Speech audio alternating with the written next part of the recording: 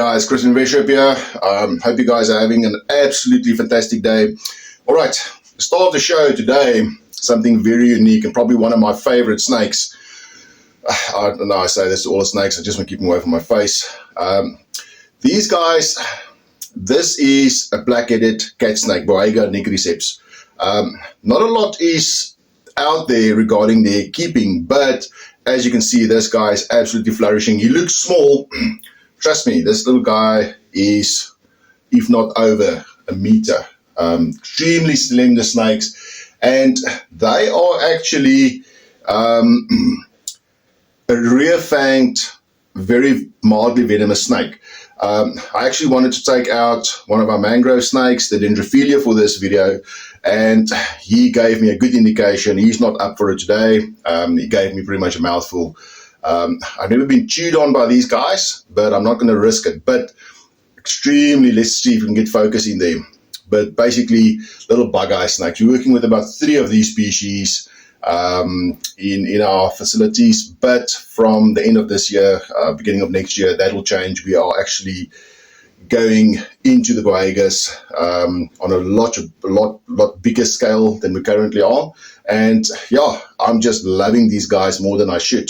And you can actually see why. They're extremely easy snakes to keep, but if you get the basics right. And that's what we're going to talk about today, is we're going to go a little bit above just the basics today.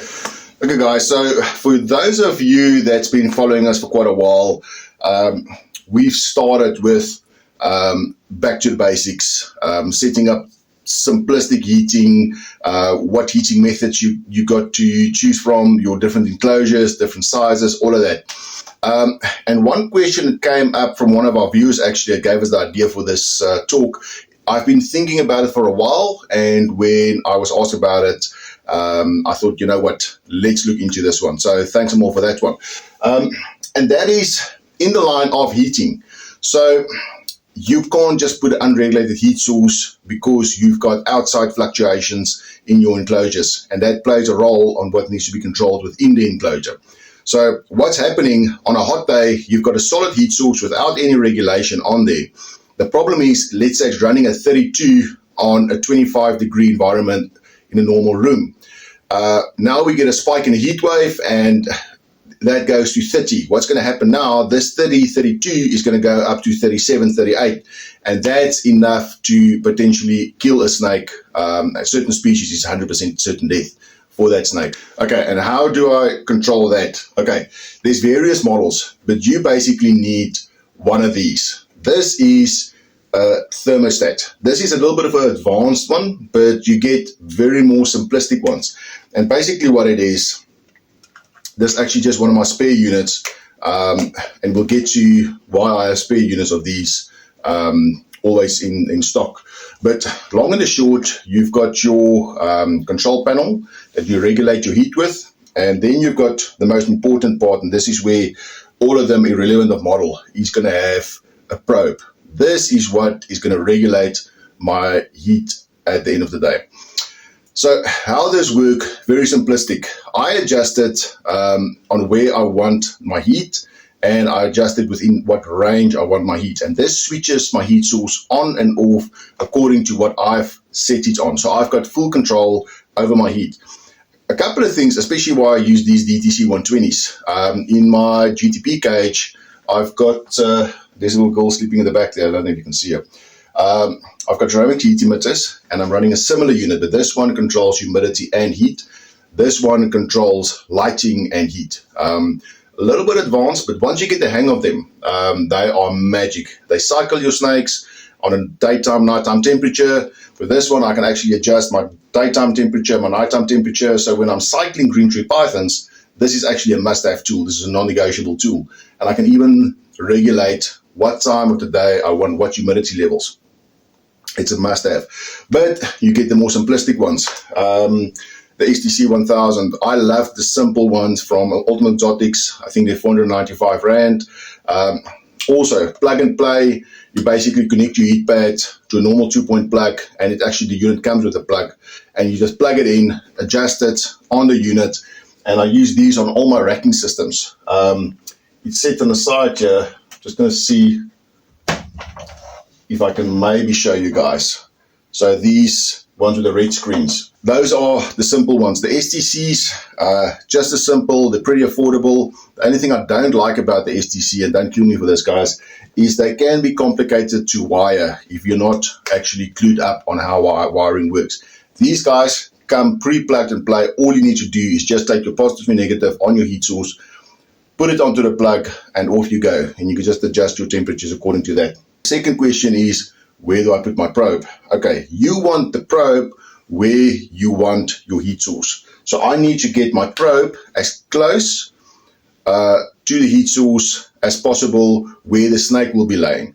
So what I will do in a test scenario, I'll actually set up my enclosure, put the probe on where I want the snake, and I'll actually see what the probe is running on. So even if it registers on 28, you can actually go look at the hotspot itself. It can be up to 32, 34 degrees Celsius. So you've got to play with it. You've got to adjust it as you go.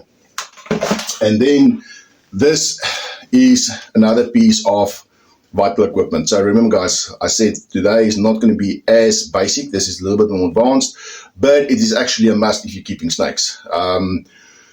But a temperature gun. So the probe gives you indication on where the heat source needs to be and where it needs to be regulated.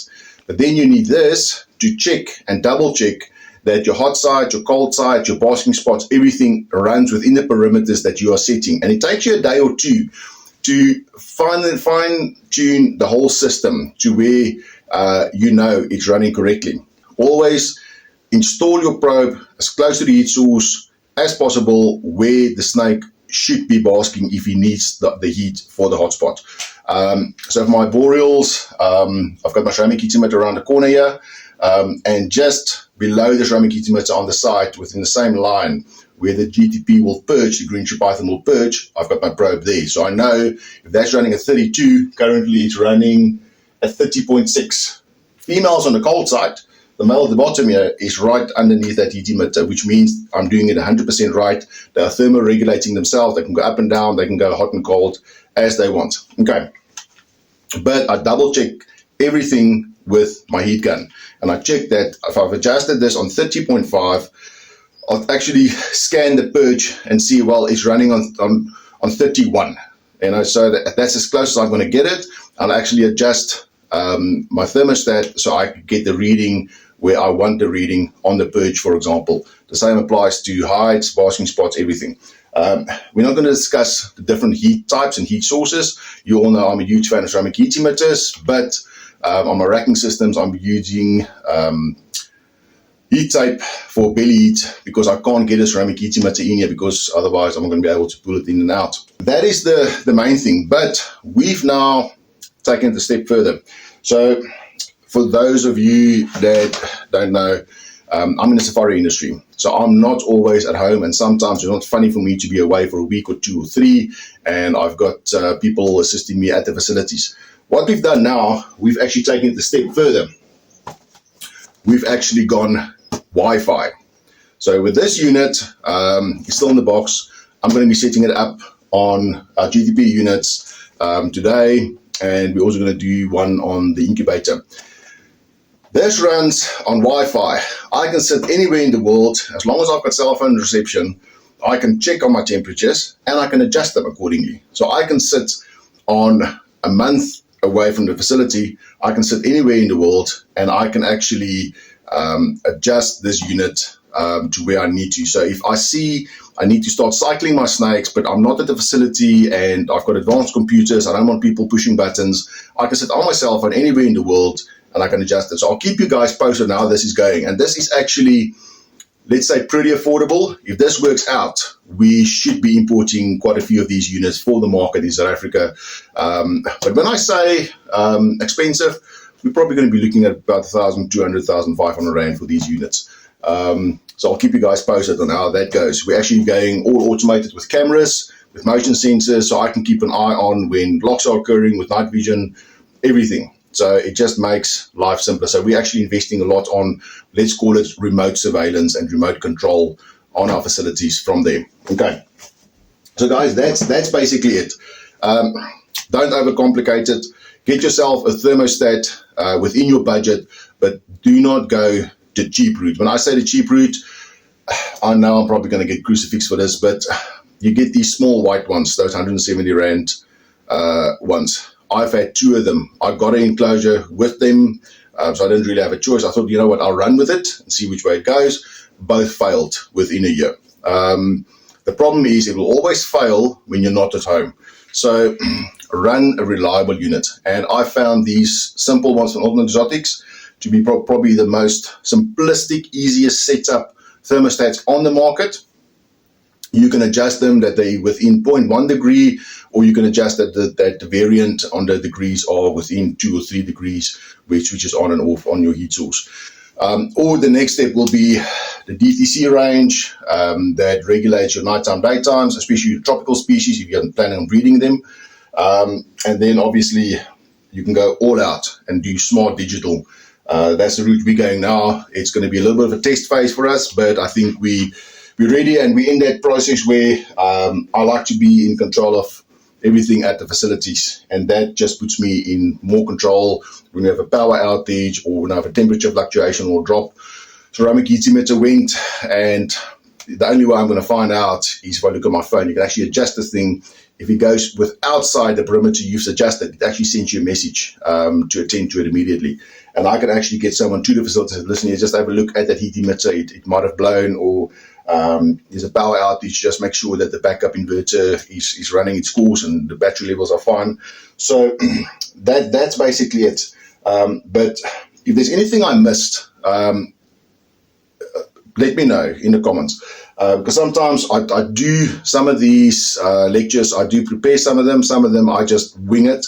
It just feels a little bit more natural. This one I basically just winged it because I feel it's such a basic little tool, but it can change your life, more your snake's life. It can actually save your snake's life. So guys, if you're running heat sources, please remember to do thermostats on them. You can't run unregulated heat. You're going to pay the school fees down the line.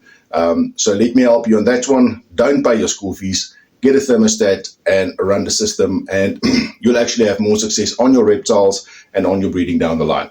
Okay, guys, that's it. Like I said, if I missed anything, leave it down in the comments below, and we'll see you in the next one. Okay, have a great day. Cheers, guys.